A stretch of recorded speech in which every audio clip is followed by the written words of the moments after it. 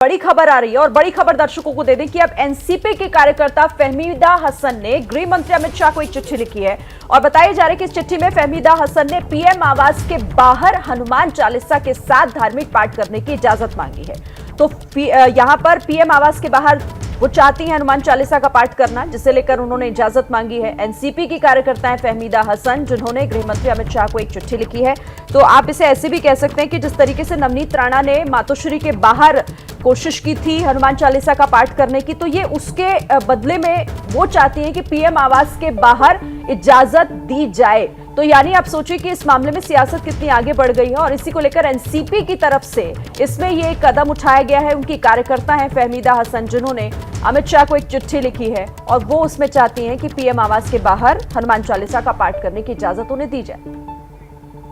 हमारे देश के प्यारे गृह मंत्री अमित शाह मोटा भाई से मैंने एक इजाजत मांगी है हमारे पीएम नरेंद्र मोदी जी के आवास के बाहर सर्वधर्मीय प्रार्थना करने के लिए, क्योंकि अगर यही तरीके से हम उनका जैनिज्म, हम लोगों का ईमान अगर हिंदुत्व जगा सके तो ये बहुत अच्छी बात है। और ऐसे हिंदुत्व, ऐसे जैनिज्म और ऐसे अगर ईमान जागरूक होके अगर हमारे देश को कोई फायदा पहुंच सकता है कि जैसे कि महंगाई कम हो सकती है, बेरोजगारी दूर हो सकती है, लोगों को रोजगार मिल सकता है, जीडीपी का रेट कम हो सकता है, देश जो भुखमरी की ओर जा रहा है वहां कहीं ना कहीं रुक सकता है। तो मैं आपके जरिए उनका जैनिज्म जगाने के लिए नवकार मंत्र का एक पाठ पढ़ना चाहूंगी।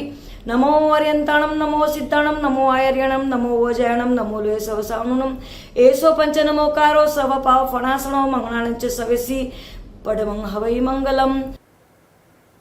हमारे साथ जितेंद्र दीक्षित इस खबर पर ज्यादा जानकारी के साथ और जुट गए हैं। जितेंद्र, ये तो पिटारा खुल गया। नवनीत राणा और रवि राणा ने जिस हनुमान चालीसा की शुरुआत मातोश्री के सामने करने की थी, कोशिश की थी, वो पीएम आवास तक पहुंच गई।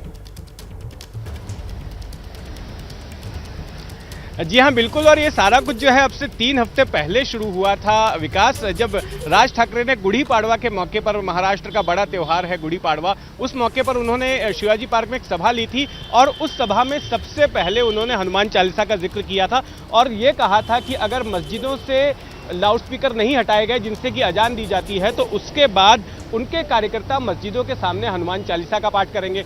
उसके बाद उन्होंने फिर से एक सभा ली और उस सभा में उन्होंने अल्टीमेटम दे डाला कि 3 मई तक अगर मस्जिदों से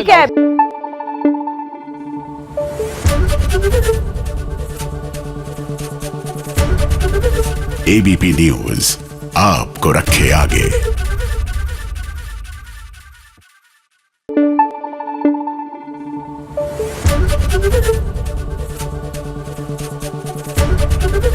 एबीपी न्यूज आपको रखे आगे।